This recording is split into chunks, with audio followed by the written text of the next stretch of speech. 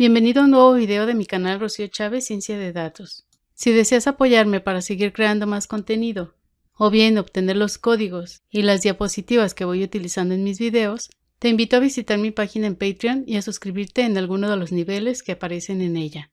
Si conoces a alguna persona a la que pudiera serle de utilidad esta información, por favor ayúdame a compartirla. Nos encontramos ya en el último tema que es necesario conocer para comprender la técnica llamada análisis de componentes principales. En videos anteriores ya vimos lo correspondiente a la obtención de los eigenvalores, los eigenvectores y la correlación que existe entre nuestras variables. El día de hoy te platicaré acerca de la proyección de vectores y en dónde es útil este tipo de información. Veremos además el álgebra lineal que podemos emplear para obtenerla. Finalmente veremos cómo se calcula la proyección de un vector sobre un vector unitario, que viene a ser lo que se requiere en el análisis de componentes principales. La proyección de un vector sobre otro podríamos visualizarla como la sombra de un vector que se proyectaría sobre otro vector si sobre el primero existiera una fuente de luz que fuera perpendicular al segundo vector. En este ejemplo sería la sombra que el vector A proyecta sobre el vector B.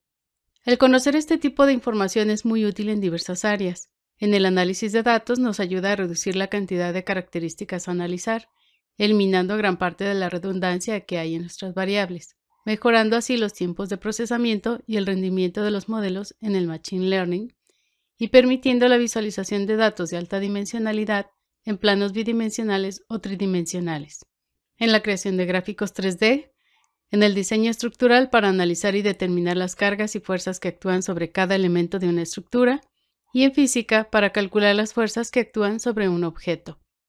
Veamos rápidamente cómo se calcula la proyección del vector A sobre el vector B. Para hacerlo nos vamos a apoyar en dos fórmulas conocidas. Una es la razón trigonométrica del coseno de un ángulo, y la otra es la correspondiente al producto punto de los vectores A y B. Sabemos que el coseno del ángulo formado por ambos vectores es igual al cateto adyacente, que en este caso viene a ser la magnitud de la proyección del vector A sobre el vector B, entre la hipotenusa, que viene a ser la magnitud del vector A. Si despejamos el coseno del ángulo de la fórmula del producto punto, tenemos que este cociente es igual al producto punto de los vectores entre la multiplicación de sus magnitudes. Y si despejamos la magnitud de la proyección del vector A sobre el vector B y llevamos a cabo la simplificación, tenemos que este es igual al producto punto de los vectores entre la magnitud del vector B.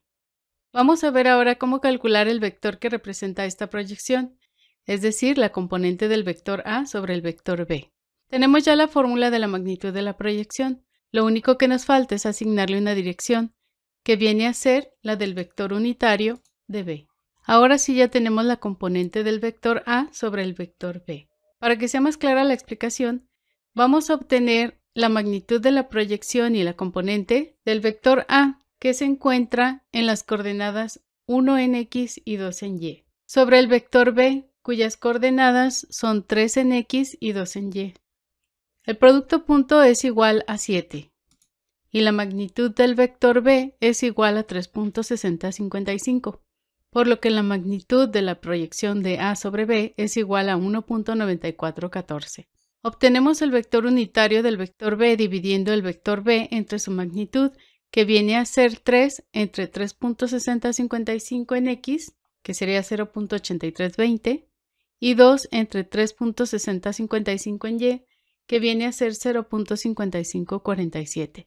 Multiplicamos la magnitud de la proyección por el vector unitario y vemos que la componente del vector A sobre el vector B viene a ser el vector 1.6153 en X y 1.0769 en Y.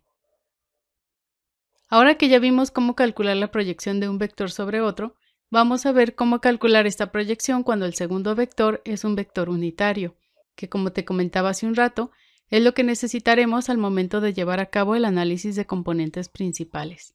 Como ya sabemos, la magnitud de un vector unitario es igual a 1, por lo que para obtener la magnitud de la proyección del vector A sobre el vector unitario B, basta con obtener el producto punto de ambos vectores. Y para obtener la componente de A sobre B, basta con multiplicar la magnitud de la proyección por el vector unitario B.